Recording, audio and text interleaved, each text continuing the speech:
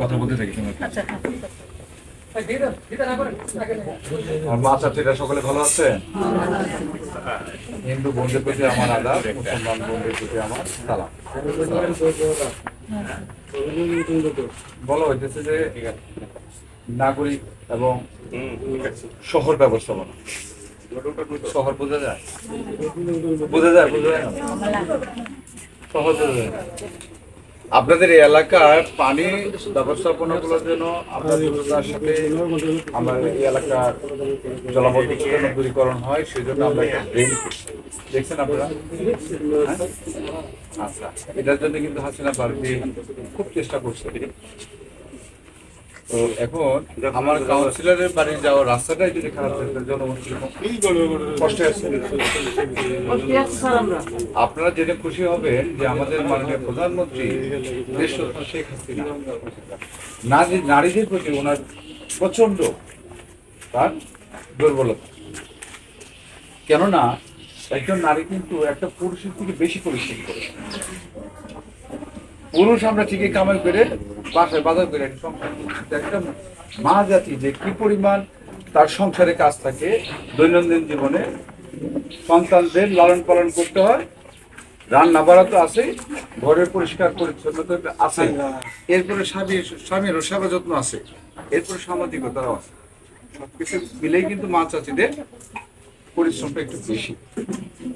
সেই দিকে লক্ষ্য রেখে আমরা যারা আজকে দায়িত্ব দিয়েছি আমাদের হাসিনা পারভীনকে, আমাদের সংরক্ষিত মহিলা আসনের আমাদের সম্মানিত কাউন্সিলর হাসিনা পারভীন, ওনাকে দায়িত্ব দেওয়া হয়েছে। উনি বলছেন যে আমরা ক্ষুদ্র ক্ষুদ্র করে উঠান বৈঠক করে আমরা সকলকে কষ্ট না দিয়ে ক্ষুদ্র ক্ষুদ্র করে আজকে এখানে করছে, কালকে আরেক জায়গায় করবে, তখন আরেক জায়গায় করছে, এভাবে কিন্তু উনি পরিশ্রম করতেছে। উদ্দেশ্য কিন্তু একটা, কি উদ্দেশ্য?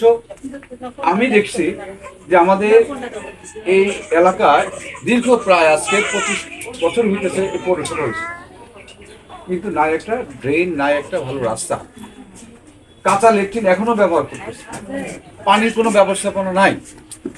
আছে কি কোনো পানির ব্যবস্থা? আচ্ছা, যদি মানুষের ভোগেই সুখ নয়, ত্যাগেই প্রকৃত সুখ। তখন মলমূত্র যদি ভালোভাবে অপসারণ না হয়, তাহলে কিন্তু আমরা সুস্বাস্থ্যের দেহের অধিকারী হতে পারবো না। এই জন্যই দরকার, আগে আমাদের প্রথমে সুব্যবস্থা দরকার হচ্ছে স্যানিটেশনের ব্যবস্থা, মানে পাকা ল্যাট্রিন।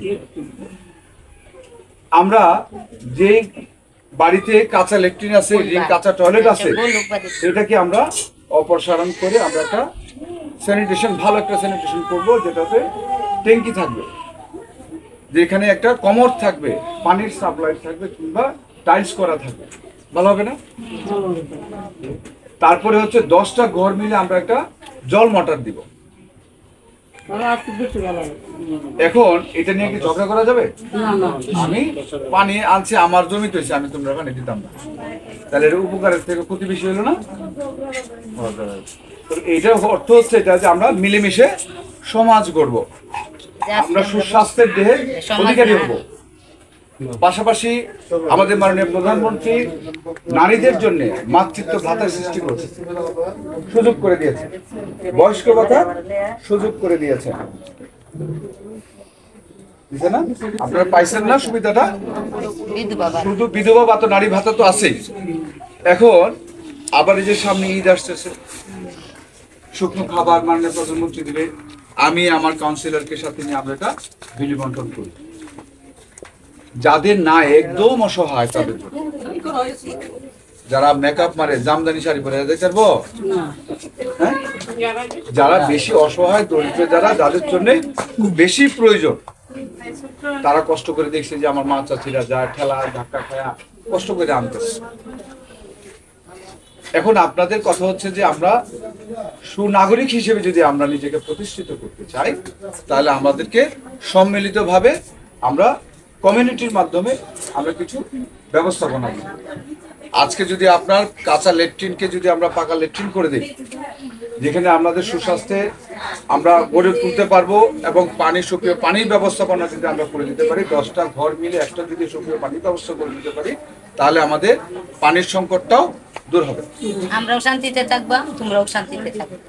আরো যে কথা আছে, যদি আপনাদের যদি প্রয়োজন পড়ে, আমার পাড়ার ভিতরে 10টা কিংবা 15টা কিংবা 20টা ঘর আছে, আমার 2 ফুট করে রাস্তা ঢালাই করে দেন, বাইরে হতে পারি, আমরা যেন বেরোতে পারি, মূল রাস্তাটা ঢুকতে পারি না। আমার মা চাচিরা যখন যায় যে কাদা চিকনা মাটি আছে, পানি পড়লে পিস্তাকা কোমল হয়ে যেতে পারে, অ্যাক্সিডেন্ট করতে পারে, সেদিকেও কিন্তু লক্ষ্য রেখে আজকের উঠান বৈঠক কিন্তু সার্বিক বিষয় কিন্তু আমরা আলোচনা করতে আসছি।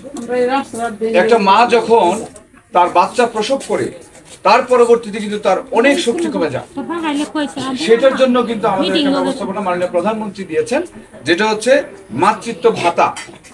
যে মা তার গর্ভে ধারণ করবে তার সন্তান, যখন এই সন্তান যেন আরো পরিপুষ্ট হয়ে এই পৃথিবীতে আগমন হয়, সেজন্য কিন্তু পুষ্টিকর খাবার খাওয়ার জন্য কিছু অর্থ দিয়েছে, এবং এই বাচ্চা ডেলিভারি হওয়ার পরবর্তীতে মা যেন আরেকটু সুস্বাস্থ্যের দেহের অধিকারী হয়, পুষ্টি গুণে যেন আরো শক্তিবান হয়, সেজন্য কিন্তু খুব দামি দামি ঔষধও দিয়েছে। দেখা যাচ্ছে যে আমার মা সে সন্তান প্রসব করবে, তার প্রেগনেন্সির সময় হচ্ছে 4 থেকে 6 মাস, তখন কিন্তু সে বাচ্চাটা পরিপুষ্টি লাভ করে। তখন এই শুকনো খাবারে, এই টাকার ভিতরে ভালো ফল মূল, হরলিক্স টরলিক্স, বিভিন্ন ধরনের পুষ্টিকর খাবার আপনারা যদি খান, তাহলে আপনার গর্ভে যে সন্তানটি থাকবে সেও পুষ্টি হয়ে আসবে। বাচ্চা প্রসবের পরে মা তার পর্যাপ্ত যে পরিমাণ ওষুধ, ভিটামিন গুলো আছে, ক্যালসিয়াম গুলো আছে, সেগুলো কিন্তু অনেক দামি দামি ওষুধ, যেটা কিনা উপজেলা স্বাস্থ্য কমপ্লেক্স এবং যেখানে আপনার টিকা গ্রহণ করেন, সেখানে কিন্তু তারা এটা আপনাদেরকে সরবরাহ করবে বিনা পয়সা। তাহলে কিন্তু আমাদের মা জাতির জন্য একটা সুব্যবস্থাপনা আমার সরকার আমার মাধ্যমে করাচ্ছে।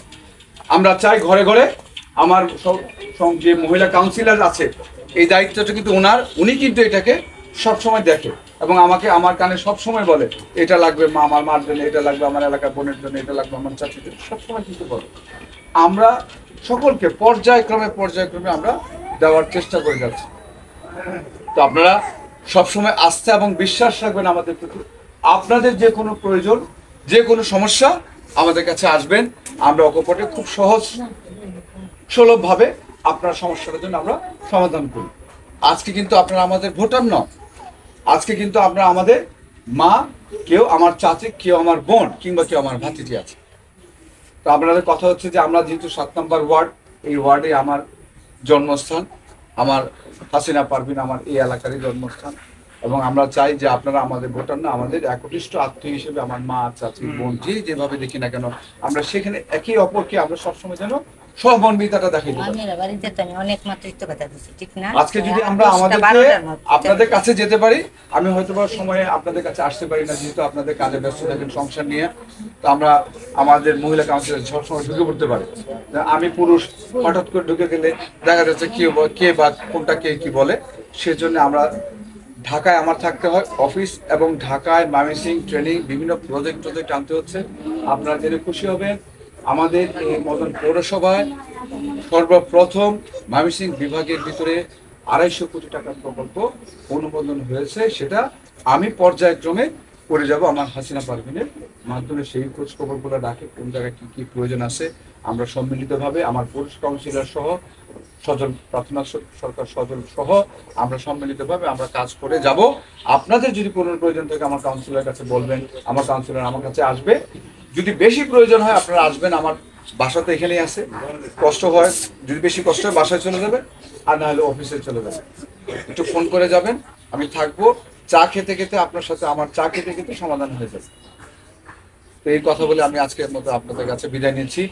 আগামীতে আবার দেখা হবে, আবার এরকম উঠান বৈঠকে আমরা যে কোনো সমস্যা আমরা সমাধান করব, এই আশাবাদ ব্যক্ত করে আমার মাননীয় প্রধানমন্ত্রী দেশরত্ন শেখ হাসিনার জন্য আপনারা দোয়া করবেন, আমার জন্য দোয়া করবেন, আমার হাসিনা পারভিনের জন্য দোয়া করবেন, সজল বর্ষের জন্য আপনি দোয়া করবেন। আমরা প্রত্যেকের জনপ্রতিনিধিদের জন্য, আপনাদের জন্য আমরা কাজ করতে পারি, এই আশাবাদ ব্যক্ত করে আমাদের যে কনসালটেন্ট, এই যে আমাদের আপা আছেন, আফরোজা আপা আছেন, আনোয়ারুল আমিন সাহেব আছেন, ওনারা পরিশ্রম করছেন, এবং ওনাদের চিহ্নিত করে বলবো যে আপনি যে সমস্ত টয়লেটগুলো আছে যেটাতে যাওয়ার উপযোগী নয়, অস্বাস্থ্যকর বিষয়, সেগুলোর বাড়ির হোল্ডিং নাম্বার এবং ওই বাড়ির মালিক সহ তাদের নাম এবং মোবাইল নাম্বার সম্বলিত আপনি নিয়ে আসবেন, এবং যে রাস্তাগুলো ছোট ছোট রাস্তাগুলো আছে কাঁচা মাটি অ্যাক্সিডেন্ট হওয়ার সম্ভাবনা থাকে, সেই রাস্তাগুলো আপনার অ্যালোকেটেড করে যাবেন।